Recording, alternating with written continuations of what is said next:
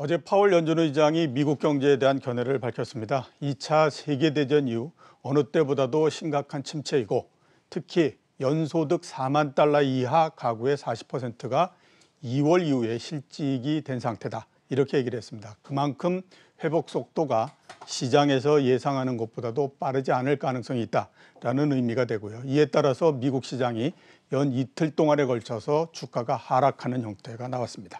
자, 침체 국면에 있는 국내의 경제에 대해서 알아보는 시간을 갖도록 하겠습니다. 최양호 현대경제연구원 고문, 김광석 한국경제산업연구원 경제연구실장 나오셨습니다. 안녕하십니까? 네, 반갑습니다. 안녕하세요. 예. 무엇보다도 고용이 참 문제입니다. 네. 전 세계적으로 아무튼 실업 대란이다 이런 얘기가 지금 계속 나오고 있기 때문에요. 우리나라도 그 4월 고용 통계 나왔습니다. 취업자가 47만 6천 명 줄어들었습니다. 21년 만에 가장 안 좋고요. 역시 21년 전은 돌아가 보면은 외환위기 바로 직후였기 때문에 고용만으로 보게 되면 외환위기 이후에 가장 안 좋다 이렇게 이제 볼 수가 있는데요. 지금의 고용 사정에 대해서 좀 분석을 해주시겠습니까? 네, 뭐 굉장히 암울한 숫자가 나왔습니다만 이게 끝이 아니라는 게 더 암울한 뉴스죠. 네, 그렇죠. 지금 뭐 코로나의 어떤 이 악영향이 고용 시장을 이제 덮치고 있는데요. 뭐 숫자적으로 좀 해보면 말씀하신 대로 비경제 활동 인구가 83만 명이 늘었습니다. 네. 근데 그 안을 들어가면 굉장히 놀라운 숫자들이 더 숨어 있습니다. 쉬었음. 그냥 쉬는 사람이 네. 197만에서 240만으로 늘습니다. 네. 그러니까 구직 활동조차도 지금 안 하는 그러한 아주 낙담한 이제 상태가 됐고요. 제일 걱정이 되는 게 사실 일시 휴직자입니다. 예. 여기 취업자로 지금 돼 있거든요. 그렇죠. 근데 취업자가 지금 고용 상태는 유지하고 있지만 일 안 하는 사람들 일시 휴직자가 148만입니다. 148만이요. 전년 대비해서 113만이 늘은 거예요. 예. 그 고용은 유지를 하고 있다고 하지만 일을 하지 않는 소득이 없는 거죠. 그렇죠. 거기다가 더욱더 놀란 숫자가 사실 이런 것들을 사실 정부에서 분석을 해서 내놔야 되는데 그냥 구충에만 내고 지금 안 주고 있는 상황이었는데 우리가 이제 36시간을 더 일하느냐 안 하느냐를 갖고 좋은 양질의 자리냐 아니냐 하는데 36시간 미만의 근로자가 몇 명이 늘은 것 같습니까? 글쎄요. 500만이 늘었어요. 500만 명. 500만입니다. 그냥 5만 명, 50만 명이고 정확히 490만 6천 명이 느는 거거든요. 예. 자, 이러면은 얼만큼 우리가 이 임팩이 갔냐면 주당 평균 취업 시간이 작년에는 41시간이었는데 지금 36시간으로 5시간이 줍니다. 5시간이 준 거네요. 예, 일주에. 예. 그러면 이것을 2,773만 이 경제 인구로 해서 최저임금만 해도 거의 10조에 가까운 돈이 예. 지금 소득으로 돌아가지 못하는 이런 엄청난 뭐 사건들이 지금 펴지고 있는데 이것이 끝이 아니라 아까 말씀드렸던 일시 휴직자가 예. 지금 148만인데 이 정도면 한 100만 정도가 지금 실업자의 아주 뭐 약간 거의 다가간 근접해 있다. 예, 근접해 있는 이러면 바로 우리나라 지금 이 실업률이 4.2%에서 8%로 찝니다. 8%로요. 그러니까 이 최근에 이제 통계들 나오는 거 보면은 우리 이 정부 들어와서 지금 세 번째 지금 통계 기준을 바꿨단 말이죠. 예. 앞에 거랑 지금 연계해서 얘기할 수가 없어요. 예. 시계열로 다 보여주든지 해야지 그냥 툭툭 던지면서 지금 하기 때문에 저희 같은 이렇게 이 분석하는 걸로 먹고 온 사람들도 뭐라고 지금 말씀을 드릴 수가 없는데 단기적으로 나온 것만 보면 36시간 미만 490만 500몇 명이 늘었죠. 100% 늘은 겁니다. 예. 거기다가 지금 일시휴직자가 이렇게 110만까지 온다면 진짜로 코로나의 발톱이 우리 고용시장 곳곳에 마술을 뻗치고 있다. 진짜 아주 특단의 대책이 나오기 전까지는 굉장히 장기화될 수 있는 예. 여지를 지금 갖고 있는 숫자들이 4월달 고용 동향에 나타나 있습니다. 예. 그래서 아마 다른 나라들도 경제가 빨리 회복될 거다라고 했다가 고용 통계를 보면서 조금씩 후퇴하고 있는 거 그렇죠. 아닌가 하는 맞습니다. 생각이 좀 듭니다. 자, 실장님은 어떻게 보고 계십니까? 네, 제가 이 방송에서도 여러 번 말씀드렸지만 올해 경제 위기는 실물 경제 위기다. 예. 그럼 실물 경제 충격이 언제 나타날까? 그때도 말씀드렸지만 5월 달에 많이 나타날 것이다라고 예. 얘기했습니다. 그 실물 경제 충격의 시작이 고용 동향이 될 것이다라고 했는데 실제로 지금 발표한 이 고용 동향은 5월에 발표됐지만 4월 고용 동향이라는 겁니다. 그렇죠. 그리고 또 한 예. 가지 중요한 것은 이 고용이라는 것은 상대적으로 실물 경제 충격을 보여주는 후행적 지표예요. 예. 기업 경기가 어려워질 때 좀 버티다가 고용이 충격이 있는 것이지 고용부터 줄여나가고 어려워지는 게 아닌 거거든요. 그렇죠. 예, 예, 그러니까 예. 후행적 지표다라고 이것을 또 한 가지 유념할 필요가 있겠습니다. 그러면 지금부터 한번 제가 한 3가지 포인트를 말씀드릴 텐데요. 한 가지는 일단 이번 4월 고용 동향에서 나타난 두드러지는 특징이 취업자 감소폭입니다. 취업자가 굉장히 두드러지게 감소했는데 예. 주로 숙박 음식점업, 도소매업, 교육 서비스업, 학원 같은 것들이죠. 이런 주요 업종들이 많이 타격을 받았습니다.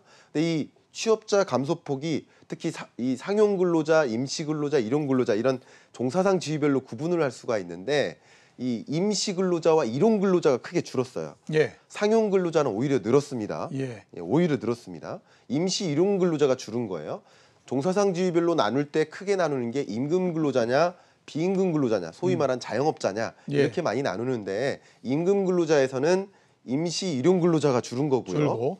자영업자 특히 보면 고용원이 있는 자영업자가 줄었습니다. 예. 고용원이 있는 자영업자 다시 말하면 한 명이라도 사람을 데리고 종업원을 데리고 일하는 자영업자가 크게 침체됐는데 이게 무슨 얘기냐면 앞에 말씀드렸던 숙박 음식점업, 도소매 판매업 혹은 학원과 같은 교육 서비스업 이런 업종에서 자영업자들이 크게 문을 닫으면서 그렇죠. 임시 예. 일용 근로자가 크게 위축된 것이다. 음. 이런 현상이라는 것을 한 가지 말씀드리고요. 이미 고문님께서도 중요한 부분을 잘 지적해 주셨는데 바로 일시휴직자입니다. 예. 취업자가 이만큼 줄었지만 이 취업자 안에는 여전히 일시휴직자가 남아 있어요. 그렇죠. 예. 근데 예. 일시휴직자가 지금 113만 명이 늘었습니다. 예. 그러니까 일시휴직자에는 대표적으로 무급휴직자, 예. 예를 들어서 항공사에 있는 스튜디오스들, 그렇죠. 무급휴직자들 이런 분들이 포함이 되어 예. 있는데 방과후 교사 이런 그렇죠. 분도 또 이분들이 포함될 거고. 그냥 한 주 동안에는 내가 고용은 되어 있지만 지난 한 주 동안 일을 하지 않았다고 표시한 사람들이에요. 그렇죠. 그러니까 이들이 결국 이 코로나19 사태가 장기화되다 보면 실업자로 전이될 수 있겠다. 네. 그런 측면에서 이게 시작일 수 있겠구나 하는 그런 사인이 있다는 겁니다. 예. 굉장히 중요하고요.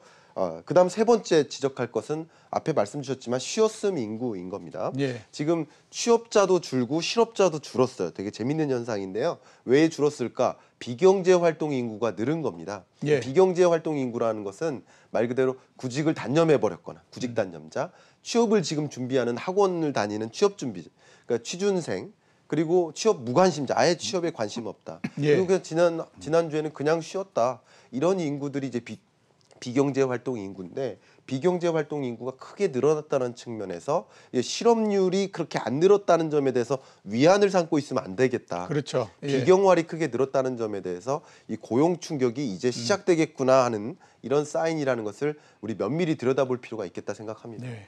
고용 충격이 이제서부터 시작이다. 네. 정말 무서운 얘기입니다. 그죠? 자, 이렇게 이제 고용이 굉장히 어려워지다 보니까 정부에서 오늘 지금 그렇죠. 경제중대본 회의를 열었습니다. 내용은 보면 이제 55만 개 플러스 알파 이거는 이제 이전에도 계속 나왔던 얘기이고요. 그다음에 오늘 또 나온 수치가 이제 156만 개의 네. 공공 일자리를 제공해 주겠다라고 하는 겁니다. 근데 이게 뭐 공공 일자리 156만 개라고 하는 것이 영구적으로 갈 수 있는 것도 아닌 것 같고 그렇기 때문에 과연 이 방안으로 해서 지금의 고용위기나 이런 것들이 좀 타개가 될 수 있을까 하는 것들이 좀 회의적일 수밖에 없는데 고모님은 어떻게 보십니까? 그러니까 이제 55만 개도 사실 3차 추경이 돼야지 시작되는 부분이고요. 지금 최근에 우리가 40조 원을 넣어서 기간사람 안정기금을 설치했는데 예. 아직까지도 기준이 안 나와 있어요. 이 예. 고용 일자리 대책은요 신속성이 제일 중요한데 그런 것들이 지금 안 되고 있는 부분들이 굉장히 걱정이 되고요. 55만 개 지금 내용도 보니까 이거 디지털 근로자들을 많이 생성한다 그러는데 이거 인형에 눈알 붙이는 그런 작업이에요. 뭐냐면 데이터 라벨링하는 작업에 사람을 많이 넣겠다는 거예요. 데이터 라벨링은 AI가 읽을 수 있도록 지금 데이터를 입력시키는 작업이거든요. 예. 건당 얼마 받는지 아세요? 얼마? 20원입니다. 아이고. 그러면 한 달에 3만 건을 하면 60만 원 받는 자거든요. 예. 그래서 아까 말씀드렸지만 지금 이 전체 고용률이 지금 줄어들 수 없는 거 시장에 다 이해를 하지만 정확한 진단을 위해서 36시간 미만에 이렇게 500만이 이런 거에 대해서 최소한 고용부 장관이라도 나와서 기재부 장관이 나와서 설명을 해야 될 거 아닙니까? 예. 다 코로나 떡으로 하고 그다음에 대책이라고 내놓고서는 지금 벌써 40조 원 그 대책 나온 지도 2주가 지났지 않습니까? 아무것도 안 돼 있고 그래서 지금 답답한 상황에서 저도 이 고용에 대해서 잘 알지도 못하지만 번쩍 생각나는 게 그거예요. 아니 최저임금이라도 지금 한시적으로 인하해야 되는 거 아니냐. 예. 그래서 지금은 살아남는 게 중요하지 않겠습니까? 강한 놈이 살아남는 게 아니라 살아남은 사람이 강한 거거든요. 그러한 입장에서 보면은 지금 고용 유지, 신규 창출, 여러 가지 있지만 이 방점을 하나로 정해서 아주 강력한 이런 그리고 지금까지 생각하지 못했던 방법으로 가지 않는다면 한국형 뉴딜을 아무리 하더라도 이걸 우리가 겨울 늪과 같은 이런 고용 시장에 지금 더욱더 지하실로 내려가는 그런 상황이라고 보여지겠습니다. 참 답답한 상황일 수밖에 없는데요. 실장님은 어떻게 보시고 있습니까? 네, 저는 이제 절대 정치를 비판하거나 정부를 비판하는 게 아니라 예. 정책에 대해서 의견을 좀 드려보고 싶은 예. 생각입니다. 절대 오해하지 말아주시길 바라고요. 지금 하고 있는 정책이 고용 정책인가 고용률 정책인가를 들여다봤으면 좋겠다.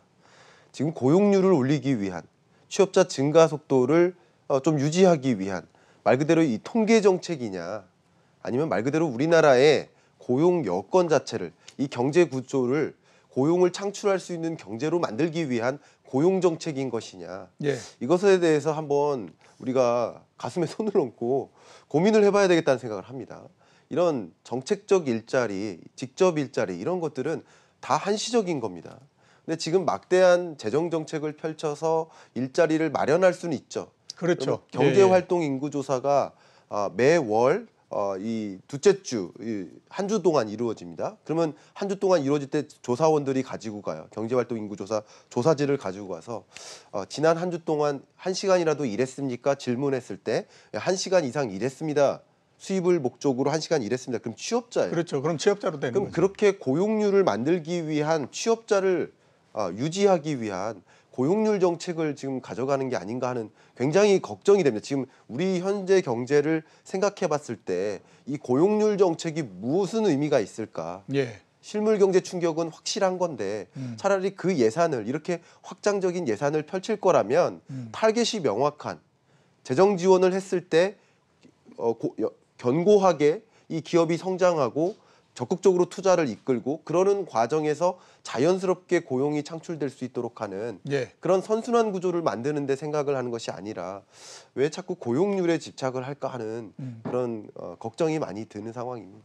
정부는 타겟으로 하는 목표 그 변수가 있으니까 네. 그거를 어떻게 하든지 유지하겠다라고 하는 생각 때문이 아닐까. 그래서 이제 제가 아까 생각이 말씀드린 게 그 타겟이 고용률이 아니라 예. 우리나라의 고용 여건이었으면 그렇죠. 예, 예. 한다는 생각입니다. 예. 그러니까 이제 뉴딜 얘기가 나왔잖아요. 예. 뉴딜이라는 게 판을 새로 짠다는 거 아닙니까? 그렇죠. 예. 그럼 다시 판을 짠다 그러면 지금까지 갖고 있던 것들을 완전히 진짜 제로 베이스에서 다시 생각을 해야 되는데 정책은 그대로 갖고 오면서 뉴딜 판을 다시 깔겠다. 앞뒤가 안 맞는 것 같습니다. 좀 그렇죠. 예. 자, 그래서 이거를 한번 좀 여쭤보고 싶습니다. 지금 시장에서 아마 상당히 좀 궁금해하는 것 중에 하나일 텐데, 네. 그러면 코로나19가 좀 잠잠해지고 하면 지금 굉장히 안 좋은 우리나라뿐만 아니라 전 세계적으로 고용 사정이 빠른 속도로서 회복이 될 거냐 하는 것들에 대해서는 어떻게 보고 계시는지 한번 좀 여쭤보고 싶습니다. 고모님은 어떻게 보고 계십니까? 이 경기 회복세는 예상보다 느리다. 예. 이것이 지금 대세를 이루기 시작했죠. 예. 그래서 지금 이제 그러다 보니까 이 고용 시장이라는 게 이 소위 말하는 변화의 물결을 갈수가 없고, 예. 아니 일시 해고했던 사람들 다 부르기도 어렵고, 그렇죠. 그다음에 이제 재택근무라든가 이제 비대면으로 가는 부분들이 큰 물결이 그냥 이 덕후당 얹힌 거거든요. 예. 그래서 과거와 같이 일시 해고자들이 많이 일자리로 돌아오는 게 아니라 거기서 긱 이코노미로 지금 전환을 해버리는 그러니까 필요할 때 사람을 갖다 쓰는 부분들이 나와서 사실 이제 우리가 여기다 이래 보니까 우리 사회 뭐 전체 국민 고용 보장 얘기도 나오는 부분들이 그런 것들에 대한 소위 말하는 세이프티넷을 지금 치는 거기 때문에 예. 이제 고용 시장 자체로는 더 좋아질 이유가 하나도 없는 예. 그런 상황을 앞에다 놓고서 정책을 좀 꾸며야 된다고 생각을 합니다. 예. 실장님 어떻게 보십니까? 네, 고용이라는 이 변수를 이해할 때 항상 말씀드리지만 경기 후행적 변수다. 그렇죠. 그러니까 선제적 변수, 선행하는 변수가 예. 아니라 후행하는 가장 변수인 후행하는 변수 거죠. 중에 하나니까. 그러니까 경기가 회복될지라도 고용은 후차적으로 회복될 수 있는 겁니다. 원래 네. 더디입니다. 그러니까 더디게 움직이고 더디게 내려가는데, 근데 우리나라의 고용의 기업들에 대한 어떤 기업들의 채용 정책을 한번 생각을 해보면 예. 어떻게 구조조정을 하느냐, 적극적으로 회고하는 것이 아니라 나가는 사람이 있을 때 충원을 안 하는 방식인 거예요. 그렇죠. 예. 그러면 이렇게 구조조정이 됐을 때 충원을 안 하는 방식으로 이런 고용 시장의 위축이 일어나는 것이기 때문에, 그렇기 때문에 이 고용 충격이 있음으로 인해서 경기가 회복되는 시점이 다달하더라도 예. 이 채용을 적극적으로 이행하기는 굉장히 어렵지 않을까 어렵지 하는 않다. 생각이고, 예. 앞에 고문님께서 정말 중요한 포인트를 말씀주셨지만 구조적으로 이 고용 의존적인, 노동력 의존적인 산업 형태가 아닌 게 되고 있잖아요. 예. 그런 관점에서 고용을 그렇게 기업 입장에서 적극적으로 유치할 필요성이 없는 상황이기 때문에 예. 경제가 회복되는 국면이 도출될지라도 회복 여부나 회복이 얼마나 빠를지 이거는 나중 일이고, 그걸 떠나서 고용이 같이 동반 상승하는 그런 흐름을 기대하기는 굉장히 좀 어렵지 않을까 생각하고 어렵지 않을까? 있습니다. 예. 이 전망은 국제 기구들의 전망도 똑같습니다. 예. 그러니까 미국 실업률 같은 경우도 2020년 10%대를 기록할 것이다라고 전망했는데, 코로나19가 끝나더라도 올해 안에 종식될지라도 2021년 이 실업률이 9%대로 그냥 완만하게 회복되는 그 회복세가 뚜렷하게 나타나지 않는 예. 그런 흐름을 유지할 것이다라고 전망하는 것도 국제기구들의 스탠스라고 유사합니다. 예. 그러니까 구조적으로 고용이 적게 되는 형태로서 지금 산업이 바뀌고 있는 데다가 네. 그다음에 이번 위기가 발생한 것도 있고요. 그다음에 이 고용이라고 하는 것 자체가 워낙 후행적인 변수이기 때문에 경제가 상당 수준으로서 올라온 다음서부터 크게 많이 늘어나기 때문에 이런 면들을 보면 고용의 증가가 빠른 속도로서 지금 시장에서 기대하는 것처럼 굉장히 빠른 속도로서 진행되기는 어려울 것 같다. 이렇게 우리가 결론을 내릴 수 있을 것 같습니다. 자, 두 번째로 한번 미국 금리에 대해서 한번 여쭤보도록 하겠습니다. 트럼프 대통령이 마이너스 금리를 계속해서 요구를 하고 있습니다. 어제 그러니까 우리 시간으로는 아마 새벽인데요. 파월 의장은 마이너스 금리에 대해서 노코멘트를 해버린 상태입니다. 결국 안 하겠다는 얘기하고 똑같은 건데. 정확히 고려 대상이 아니다고 표현을 예, 했어요. 그렇죠. 그러니까 이제 예. 어저께 패터슨 국제경제연구소에서 이제 기자연설을 가셨는데 뭐 이런 말로 이제 트럼프를 조금 뭐 생각하는 듯이 얘기를 했는데, 마이너스 금리 정책에 대해서 펜이 있는 건 안다. 예. 그러나 지금 고려 대상은 아니다. 예. 그러니까 증시는 거기에 또 반응을 해서 또 증시가 또 뭐 이 낙폭이 컸어요. 그렇죠. 왜 그러냐면 지금 현재 미국의 4월달 재정 적자가 7,380억 달러로 올라갔습니다. 7,380억 달러. 2월 달에 2천억 대였거든요. 예. 그런데 지금 이 미 경기 회복세가 굉장히 길어질 것 같으니까 계속 국채 발행을 지금 해야 되는데 그것을 낮은 비용에 발행하려고 그러니까 예. 이거 지금 금리를 제로로 만들어야 되는 거 아니냐. 예. 지금 계속 지금 트럼프가 지금 주장하는 거는 그거거든요. 거기다가 지금 뭐 트레이더들 자체도 5월 7일 날부터 벌써 연방 기금금리에 대해서 지금 선물 시장에서 마이너스를 지금 예상하고 있거든요. 예. 그 시장에서도 원하는 부분들이 있는데, 이거는 지금 뭐 사실 마이너스 금리를 가면 미국 은행들 못 살아납니다. 이런 거. 예, 그렇죠. 예. 그리고 일본하고 유럽에서 해봤는데 효과 하나도 없었잖아요. 예. 거기다가 지금 더군다나 지금 뭐 많은 지금 기업들이 유동성 때문에 지금 뭐 많은 지금 현금을 보유하고 있잖아요. 근데 이러면 MMF 시장이 완전히 엉망이 돼서 이거는 회복이 불가하는데, 제가 보기에 이제 다음 주에 FOMC가 있죠. FOMC가 있는데 마이너스 금리는 절대 안 갑니다. 안 가는데 뭐 파월 의장이 꽤는 낼 것 같아요. 예. 일드 캡을 씌울 것 같아요. 일드 캡이요. 예, 일드 캡을 씌우면 다시 뭐 거의 같은 효과거든요. 2차 세계대전 때 또 쓰기도 했고요. 그래서 일드 캡을 씌우면서 뭐 이 금리를 조정하는 부분들로 가는 것이 아마 파월 의장의 지금 속내라고 저는 이제 판단하고 있습니다. 예, 말씀하셨을 게 4월 달에 7,380억의 재정 적자. 이게 딱 따져 보니까 GDP의 3.5% 정도 맞습니다. 되네요. 야, 이거 그러면요 이게 다 가면요 1년 동안에 1조가 넘는 재정 적자가 그렇죠. 추가로 생기는 거고. 예. 이건 몇 건지죠? 엄청난 일이다 이렇게 보입니다. 자, 실장님은 어떻게 보십니까? 네. 마이너스 금리에 대해서. 일단 마이너스 금리에서 뭐 찬반이 있죠. 일단 기본적으로는 정부 입장에서는 재정 정책을 생각하니까 예. 이제 막대한 국채 조달에 대한 그 비용 부담 그것을 위해서 기준금리를 또 마이너스로 낮춰야 되지 않겠느냐. 예. 앞으로도 지금 약 3조 달러 규모의 뭐 정말 천문학적인 규모죠. 이런 국채 발행을 이제 예고하고 있기 때문에 또 그런 관점에서 이제 재정 정책을 돕기 위해서 또 마이너스 금리가 필요한 것이 아니냐 하는 이 트럼프의 입장이 또 이해가 갑니다. 예. 근데 또 이제 이 제롬 파월 입장에서는 조금 더 은행 산업을 생각을 할 것 같아요. 예. 은행 산업 입장에서는 마이너스 금리를 가져오면 수익성이 완전히 떨어지죠. 그러니까 그렇죠. 수익성이 떨어지는 만큼 그 치명타를 입은 만큼 은행들은 말 그대로 적극적으로 신용 팽창에 기여할 수가 없는 거예요. 예. 지금처럼 신용 팽창을 이어갈 수가 없는 거죠. 그렇기 때문에 또 제롬 파월 입장에서는 은행 산업을 또 대변하는 입장에서 이야기를 좀 하고 있는 것 같은데 저는 뭐 지금까지의 이런 기준금리 추세나 흐름을 보면 파월의 의견보다는 트럼프의 의견대로 이루어진 게 아닌가 하는 생각을 좀 해봅니다. 예, 여태까지는 그랬죠. 예, 그래서 결과적으로는 트럼프의 입장이 더 대변되지 않을까, 독립적이지 않게 결정되지 않을까 하는 생각을 조심스럽게 해보고 있는데요. 예. 특히 이제 기준금리 추이를 보면 다른 선진국들은 이미 마이너스 금리를 어쨌든 도출시켰고 예. 우리나라는 어쨌든 역사상 처음 겪는 가장 낮은 금리를 지금 경험하고 있는데 미국은 그전 낮았던 금리 수준으로 회귀한 것뿐이거든요.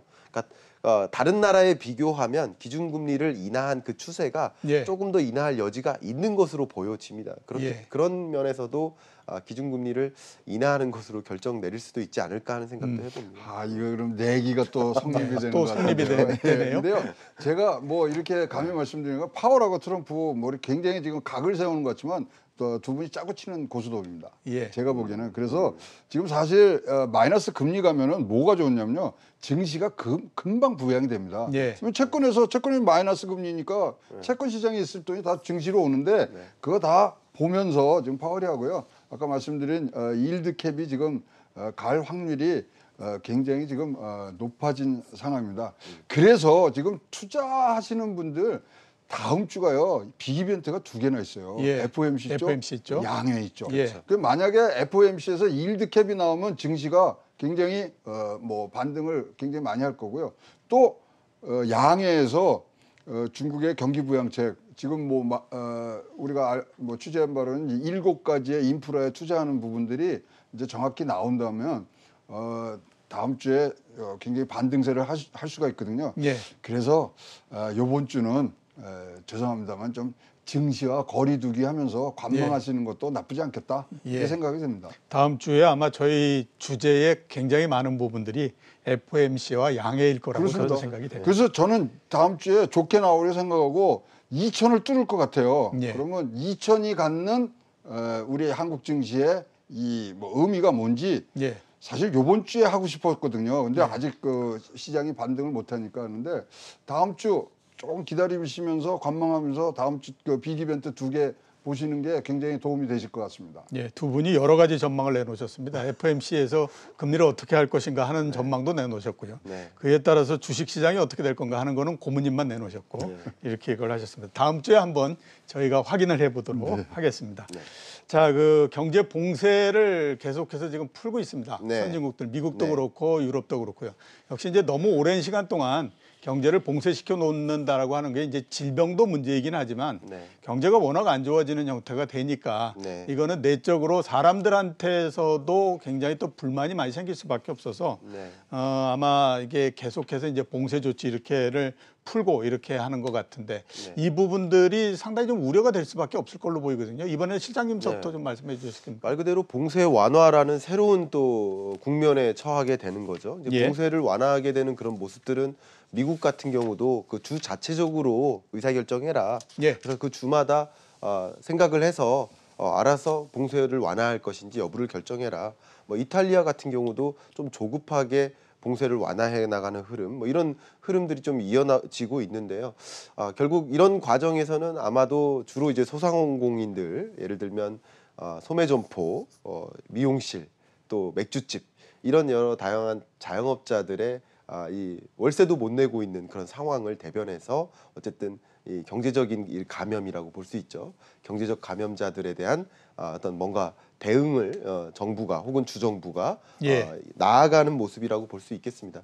근데 이런 것들이 소위 말하는 2차 감염에 대한 우려를 또 다시 증폭시키고도 있기 때문에 그렇죠. 만약에 2차 대감염 그리고 또 추가적인 확산 이런 것으로 이어진다면 더 큰 이제 헤어나오기 어려운 그런 어려운 상황에 봉착할 수 있기 때문에 이런 대목들도 2차 감염이 되고 있는지 코로나19에 대한 전개 역시 이 봉쇄를 완화한다라는 두 번째 국면에 처했기 때문에 코로나19의 전개 과정 이런 것들도 중요하게 우리가 지켜봐야 되는 이슈라고 생각합니다. 예, 그래서 아마 국제적으로 우리 지금 이태원에서의 확산 네. 이거를 국제적으로 굉장히 관심을 가지고 보고 있는 게 아닌가 관심 싶은데요. 갖고 있죠. 예. 근데 지금 완화를 푸는 나라가 초기 방향에는 성공했지만 완화를 푸는 나라가 세 나라입니다. 예, 독일, 예. 중국, 한국. 예, 근데 다 2차 감염이 시작됐어요. 예, 그럼 독일 같은 경우는 도축장하고 양로원을 중심으로 됐고요. 그다음에 중국 같은 경우는 동북 삼성을 중심으로 해서 지금 벌써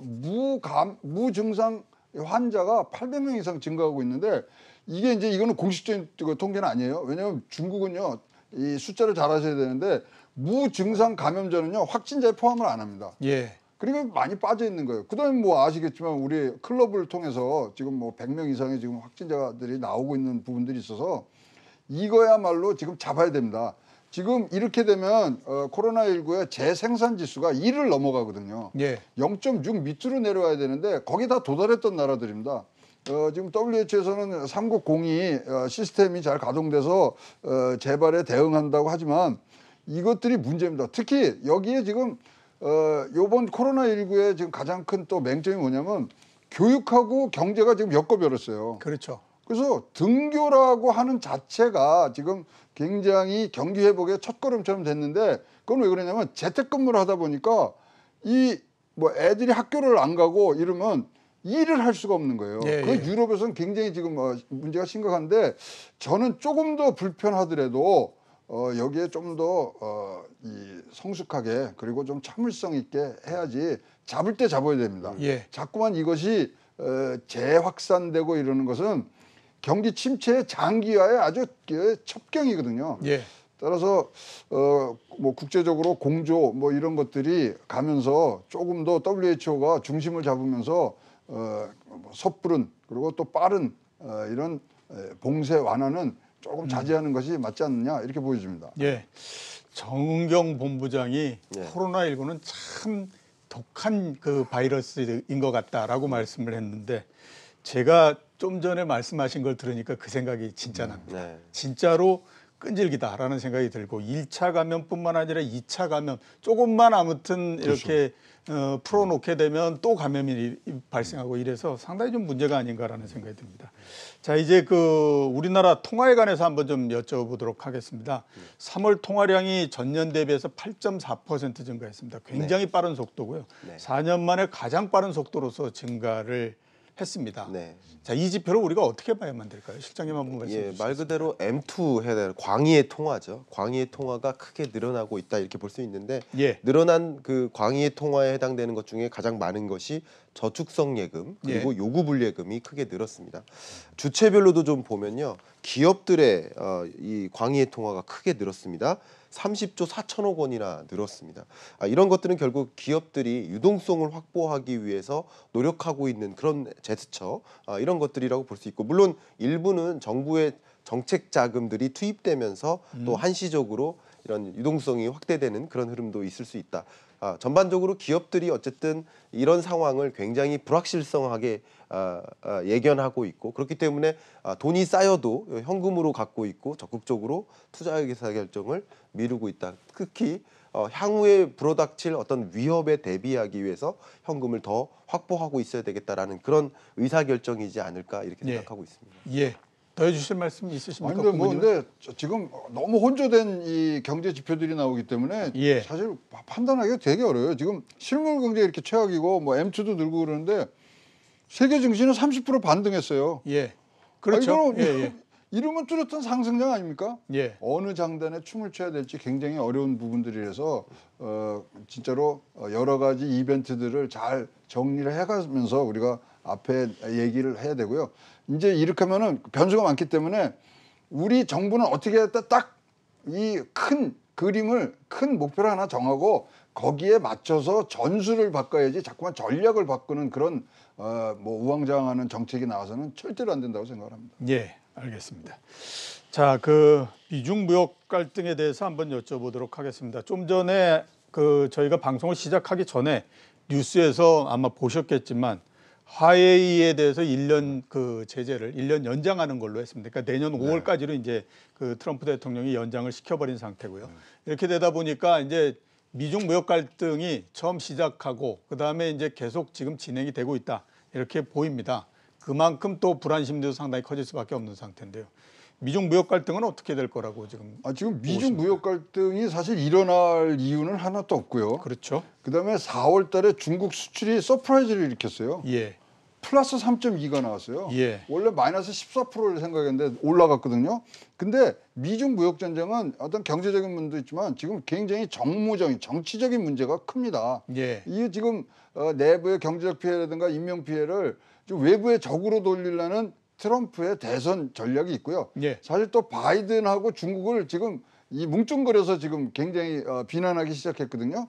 그런데 무역 장벽은 우리가 지금 이걸로 해서 더 이루어진다 그러는데 벌써 이루어져 있습니다. 예. 뭐냐면 전 세계 80개국이 코로나를 인해서 지금 물자 수출 제한을 벌써 갔고요. 예. 그다음에 지금 뭐 인도, 독일, 이태리들은 이런 기업 나라에서는요 자국 기업이 이렇게 어려우니까 중국 자본이 들어와서 M&A 할까봐 외국 자본들을 벌써 통제하기 시작했거든요. 예. 물자 통제, 자금 통제 이건 벌써 보호무역주의로 지금 간 상황이기 때문에 지금 뭐 이것에 뭐 미중 무역 전쟁이 더 이 악화를 한다 절대로 그렇지는 않고요. 미중 무역 전쟁은 지금 좀 디스카운트를 하셔야 됩니다. 이것은 대선이라는 큰 이벤트에 따라서 하고요. 지금 뭐 2년간 2,500억 불 지금 그거 지키느냐 안 지키냐인데 2년 동안 다 하면 되거든요. 그리고 미국도 수요가 지금 뭐 생산이 지금 안 돼서 그거 맞춰줄 수 있는 부분도 별로 지금 뭐 여력이 없습니다.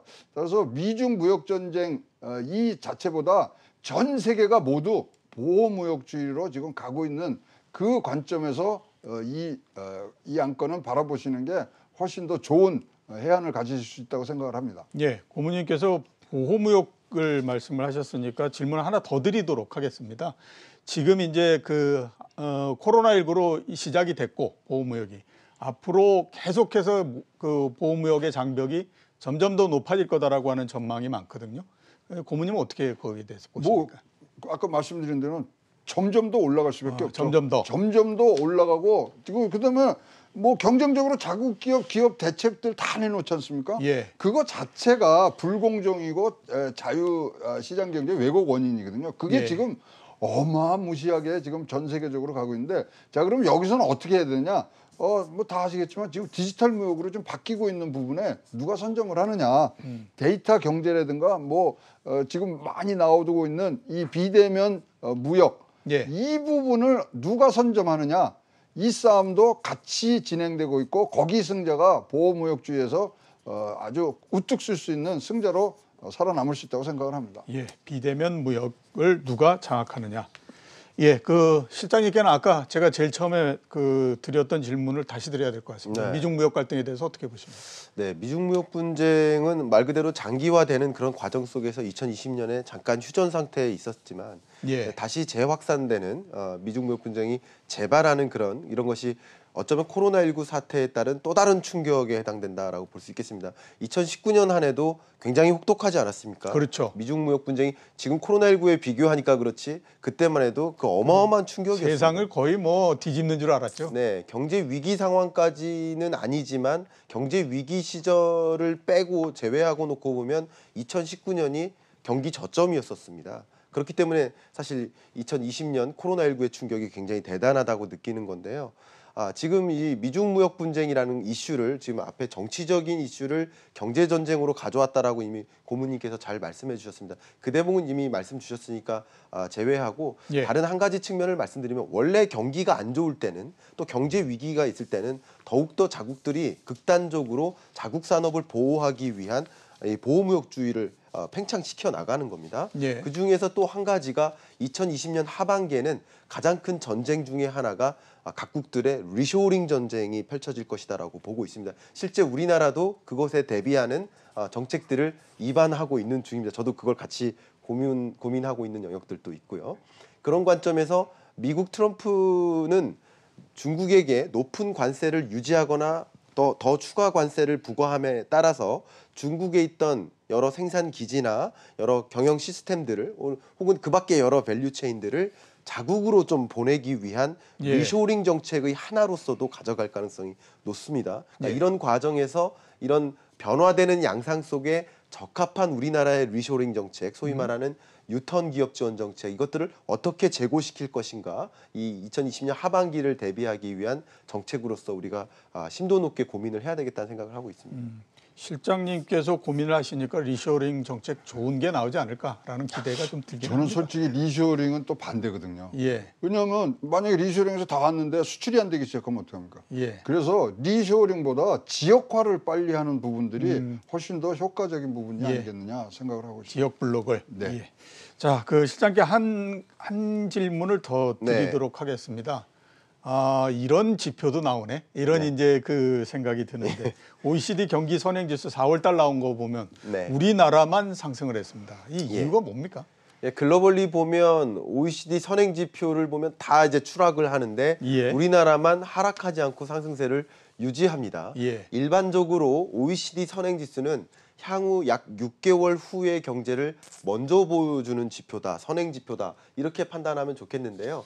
이번에 OECD에서 설명을 해줬습니다. 무슨 설명을 해줬냐면 최근에 코로나19 사태로 인해서 OECD 선행 지수가 더 이상 선행 지표 역할을 안 하고 있다.